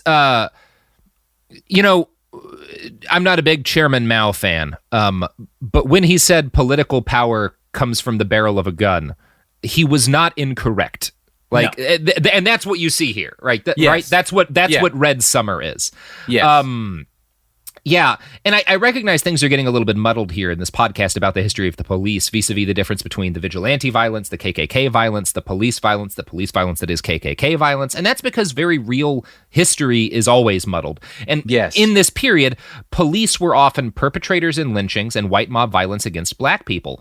They also, more often, failed to intervene in this sort of thing, and they did sometimes fight against it, often because there were black officers on the force, but there were, in this period, it is important to note, some very brave white officers who were like, this isn't fucking okay. I'm not trying to erase those people. But nationwide, as a whole, police completely failed to defend black citizens in any organized, meaningful way during the Red Summer of 1919. White people initiated more or less 100% of the violence during this summer, and law enforcement consistently failed to protect them. In Washington, D.C., while white mobs marched through black neighborhoods firing wildly, the police response was so lackluster that the mayor had to call in the military in order to protect the city's black citizens. The individual racism of white officers mixed with the simple reality that police had never been intended to protect poor neighborhoods or businesses in an organized fashion left black people with no option but to protect themselves. And to tell that story in brief, I'm going to quote from an article in Teen Vogue by Ursula Wolf Rocca. Quote, in Knoxville, Tennessee, armed black men organized themselves to successfully repel hundreds of white rioters who had already destroyed the county jail with a battering ram and dynamite. In Chicago, African Americans formed self-defense units after days of white terror in their neighborhoods. Many of these defenders were veterans, among the 370,000 black men inducted into the Army during World War I, who hoped fighting for democracy abroad might finally secure their first-class citizenship at home. The mob violence in Chicago convinced Harry Haywood, a veteran of the all-black 370th Infantry Regiment, he'd made a mistake. As he explained, I had been fighting the wrong war. The Germans weren't the enemy. The enemy was right here at home. In Washington, there it is. Yeah.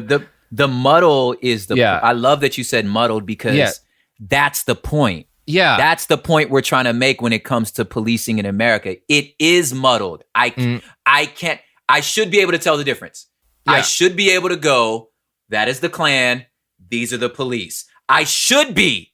Yeah. And that's our point. I can't tell the difference. That's the point. Yep.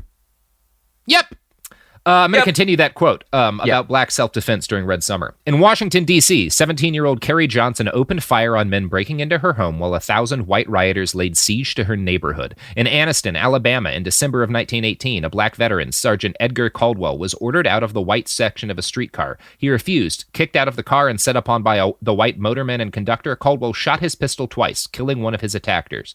Though uncoordinated, when looked at together, these hundreds of moments in and leading up to 1919 read as an awesome display of collective black agency and self-preservation.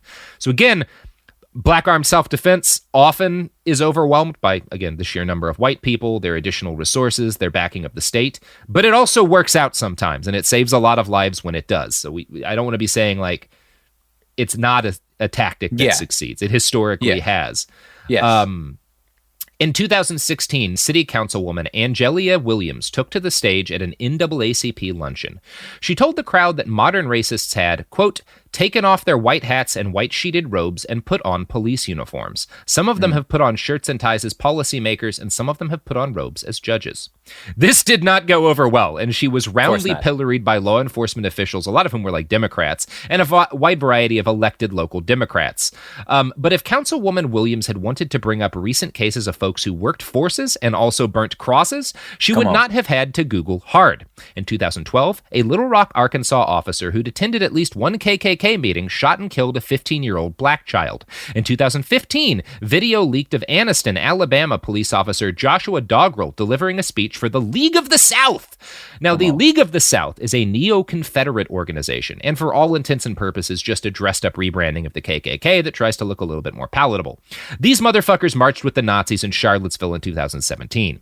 Dogrel had joined the League in 1995. He'd been a police officer since 2006. He talked openly about the League of the South to his fellow officers. He advised them to join, and he held meetings at a steakhouse very close to the police station. He posted pro-Confederate content on his Facebook, including pictures of early KKK leaders.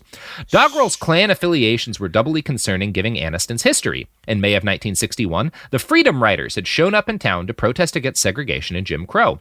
They were assaulted by a mass of Klansmen who slashed their tires, broke their bus windows, and tried to light the bus on fire with them in it. The Anniston Police Department was headquartered a block away from this, a little closer than the steakhouse where Officer Dogrel would decades later hold meetings. Anniston officers failed to arrive at the scene of the crime until hours later. No one was arrested. They may have been late because a number of them probably had to change out of their robes and into their uniforms. Because they were there. Because they were trying to burn the bus down. Yes. Now, I cannot point you to any specific act of racial violence that Officer Dogrel committed while in uniform, as it is damnably hard to get good information on police misbehavior from the very best police departments, and Anniston is not one of those. But significant evidence suggests that Officer Dogrel and his membership in what is a Confederate organization is not a one-off. From an article in The Guardian, quote, although it is unusual for a police officer to be so open about his involvement in an extremist organization, for decades, anti-government white supremacist groups have been attempting to recruit police officers into their ranks. It is something a lot of folks are overlooking, says Vita B. Johnson, an assistant professor of law at Georgetown University. Police forces are becoming more interested in talking about implicit bias, the unconscious racial biases we carry with us as Americans, but people aren't really addressing the explicit biases that are present on police forces. According to Johnson's research, there have been at least 100 different scandals in more than 40 different states involving police officers who have sent racist emails and text messages or made racist comments on social media since the 1990s. A recent investigation by the Center for Investigative Reporting found that hundreds of active duty and retired law enforcement officers from around the country were members of Confederate, anti-government, and anti-Islam groups on Facebook. But there is no official record of officers who are tied to white supremacists or other extremist groups because, in the U.S., there is no federal policy for screening or monitoring the country's 800,000 plus law enforcement officers for extremist views. The 18,000 or so police departments across the country are largely left to police themselves. Now, of course. Yeah, that's a good call. Yeah. Hey, I have a suggestion. If they police themselves, why don't we police ourselves? I mean, apparently the system works. Yeah. According to you. You know what I'm saying? I just, you can't, people think you think we're making this stuff up when we say, yo, cops are racist. I'm trying to tell you, it's racism over there. Like, what possible gain do any of us have accusing falsely an entire organization to be racist? What do you think my end game would be? There's no, I gain nothing from making this stuff up. Yeah, and again, like, people always focus on, like, oh, well, that's not that many police officers, when you read them, the numbers like that, compared to how many there are. And it's like, well, no, those are the ones that individual activists have after hours, probably, for each individual officer, tracked down and verified. Because, again, the government's not looking into this. But also, let's say there's a block party that happens next to your house, right? Yes. 100 people. One of those people shoots you in the arm with a handgun for no reason, and everyone else in the crowd hangs out around them and does nothing. And you complain about it, and they're like, well, it was only one of us that shot you. Does that matter? Not at all. Yeah. They're kind of all pieces of shit, right? You kind of all just let me lay there. Yeah. Kind of a shit party. Yeah.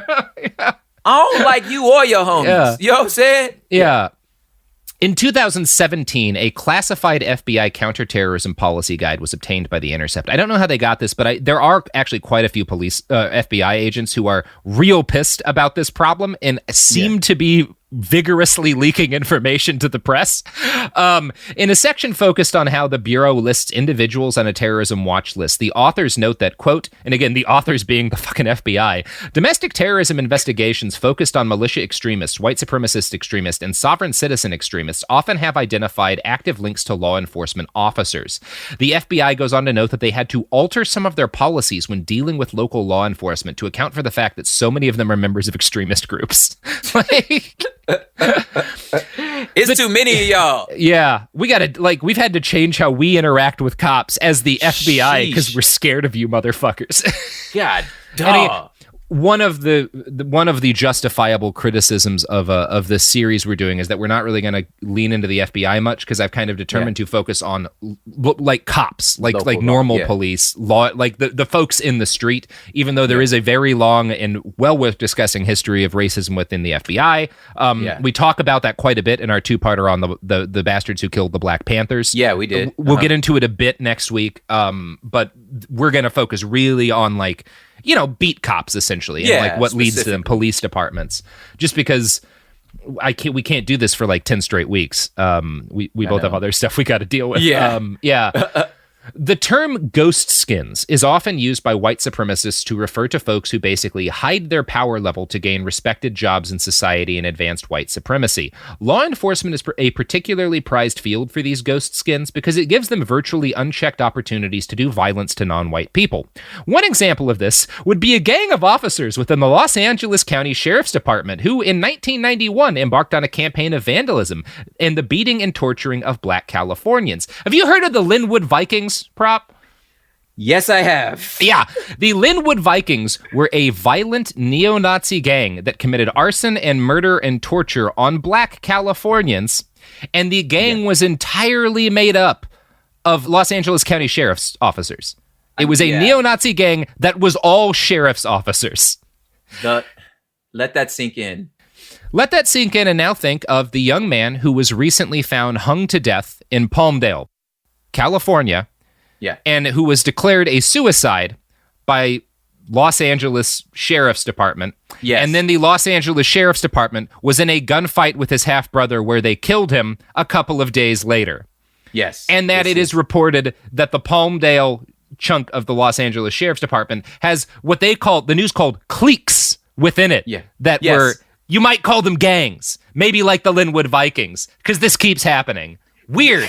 Because this is not history. It's yeah. Yes. People need to know more about the Linwood Vikings. Yeah. So, it's cool. We're going to talk about John Burge in Chicago in the next episode. Okay. But for right now, The Intercept goes on to give a couple other examples, and I'm going to quote from their article again. In Cleveland, officials found that a number of police officers had scrawled racist or Nazi graffiti throughout their department's locker rooms. In Texas, 2 police officers were fired when it was discovered that they were Klansmen. One of them said he had tried to boost the organization's membership by giving an application to a fellow officer he thought shared his white Christian heterosexual values. Now, in 2015, to his very minor credit, FBI Director James Comey acknowledged in a speech that all of us in law enforcement must be honest enough to acknowledge that much of our history is not pretty. Yeah. This is about as close as you're going to get to having an actual member of law enforcement admit that. In fact, the cops and the Klan regularly do go hand in hand. Yeah. So, good stuff. Take a deep breath, everybody. Breathe Good stuff. in, Yeah. Breathe out. Mm-hmm. Woo! Yeah. Welcome to the rest of us. Yeah. Yeah. We're going to talk about lynching on Thursday. And we're going to talk about how the police defeated lynching by something that's arguably as bad. So, yeah. Yay. Yeah. I feel wonderful right now. Should have maybe not scheduled this recording session for Juneteenth. I do feel bad about that. I don't know. It's the day my emotions are all over the place right now. Nah, it's all good. You know what I'm saying? Like, in a lot of ways, like we were talking off mic, like, I don't know, because it's never actually, we've never had to celebrate this holiday with anybody else. So there's no actual traditions for Juneteenth. Yeah. Except for to think about what all the shit we done went through. Yeah. And the fact that we survived it. You know what I'm saying? That's usually and then we go down to, Crenshaw and eat some barbecue. But I'm like, this is actually great. It's like, look, and maybe we'll end it on a high note. It's like, and yet we still exist. Yeah. And yet we still are here, Yeah. And like have been forcing the situation to suck less consistently for a couple of centuries of fighting like the emotional equivalent of trench warfare. Yeah. And I guess a good tradition for white folks like myself and like Sophie is to do this, is to spend Juneteenth going like, Jesus Christ. Oh, fuck. We did what? Yeah. Oh, good God. Prop, you got any pluggables to plug before we roll out of here?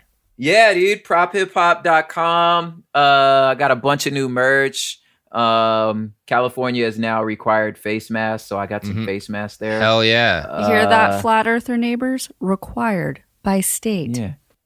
Yeah. You got flat earther neighbors. Dude. Can we just pause for that one? I mean, statistically, we all do now. Yeah. There's like, I had the building make like red signs that say to wear face masks in the elevator. And Karen and Ken, I don't know their fucking names. I hate them. Of course. Who just walk around like, dee, dee, dee, dee, dee. And then I'm like, hey, how about a face mask? And they kind of just look at me like I've said something in a language they don't understand and run away. Yeah. Mm-hmm. Yeah. So yeah, go get some coffee, go get some face masks. Got some new water flasks too. Hell yeah. Prop has the best merch, you guys. Dude, thank you. And it's all earth friendly. It's all like zero waste. Like that's how I work. You know what I'm saying? Recyclable. Yep. The material is recyclable, or is recycled material. You know what I'm saying? I'm out here like being the good part of Portland. Mm-hmm. All earth sensitive. Hell yeah. Well, that's the episode. Go do some stuff. Yeah. Behind the Police is a production of iHeartRadio. For more podcasts from iHeartRadio, visit the iHeartRadio app, Apple Podcasts, or wherever you get your podcasts. What's up, guys? I'm Rashad Bilal. And I am Troy Millings, and we are the hosts of the Earn Your Leisure podcast, where we break down business models and examine the latest trends in finance. We hold court and have exclusive interviews with some of the biggest names in business, sport, and entertainment. From DJ Khaled to Mark Cuban, Rick Ross, and Shaquille O'Neal. I mean, our alumni list is expansive. Listen in as our guests reveal their business models, hardships, and triumphs in their respective fields. The knowledge is in depth, and the questions are always delivered from your standpoint. We want to know what you want to know. We talk to the legends of business, sports, and entertainment about how they got their start and, most importantly, how they make their money. Earn Your Leisure is a college business class mixed with pop culture. Want to learn about the real estate game? Unclear as how the stock market works? We got you. Interested in starting a trucking company or a vending machine business? Not really sure about how taxes or credit work? We got it all covered. The Earn Your Leisure podcast is available now. Listen to Earn Your Leisure on the Black Effect Podcast Network, iHeartRadio app, Apple Podcasts, or wherever you get your podcasts.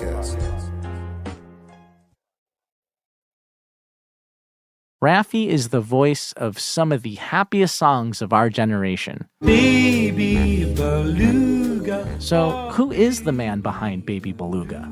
Every human being wants to feel respected. When we start with young children, all good things can grow from there. I'm Chris Garcia, comedian, new dad, and host of Finding Raffi, a new podcast from iHeartRadio and Fatherly. Listen every Tuesday on the iHeartRadio app or wherever you get your podcasts. From Cavalry Audio comes the new true crime podcast, The Shadow Girls. I grew up near the banks of the Green River and in the shadow of the killer that bears its name. Prosecutors described him as a serial killer savant. But this podcast isn't only about tracking down the killer, it's about the victims. We stayed in the woods. He always liked to go to the woods. Listen to The Shadow Girls on the iHeartRadio app, on Apple Podcasts, or wherever you get your podcasts. Winter is in full swing, and Aleve is here to keep you moving. When the cold weather sets in, everyday aches and pains can linger, but Aleve's got your back. With up to 12 hours of body pain relief per dose, Aleve keeps you going with long-lasting body pain relief to get you through whatever the season might bring. On chilly days or cozy nights, Aleve gives you that long-lasting body pain relief you can count on this winter. So don't let body pain slow you down. Try Aleve. Use as directed for minor aches and pains. A BetterHelp ad. We get it. February is full of flowers, candy, and, of course, lots of talk about relationships. It can feel like everyone else has it all together in their love lives. But the truth is, we're all still figuring it out. Whether you're working on your marriage, navigating the dating apps, or prioritizing staying single, no matter where you are, you're right on time. Therapy can help you find your way and take some of the pressure off yourself so you can determine what you want, what feels heavy, and how you can feel lighter. Just a little bit of outside perspective from a professional can lead to new understanding and a lot of progress. So the next time you're feeling iffy about your love life, try therapy with BetterHelp and see where it takes you. And remember, you're right on time. Visit BetterHelp.com for 10% off. That's BetterHelp.com. This is Jacob Goldstein from What's Your Problem? When you buy business software from lots of vendors, the costs add up and it gets complicated and confusing. Odoo solves this. It's a single company that sells a suite of enterprise apps that handles everything from accounting to inventory to sales. Odoo is all connected on a single platform in a simple and affordable way. You can save money without missing out on the features you need. Check out Odoo at odoo.com. That's odoo.com. Honestly, no one wants to think about HIV, but there are things that everyone can do to help prevent it. Things like PrEP. PrEP stands for pre-exposure prophylaxis, and it means routinely taking prescription medicine before you're exposed to HIV to help reduce your chances of getting it. PrEP can be about 99% effective when taken as prescribed. It doesn't protect against other STIs, though, so be sure to use condoms and other healthy sex practices. Ask a healthcare provider about all your prevention options, and visit findoutaboutprep.com to learn more. Sponsored by Gilead. This is an iHeart podcast. Guaranteed Human.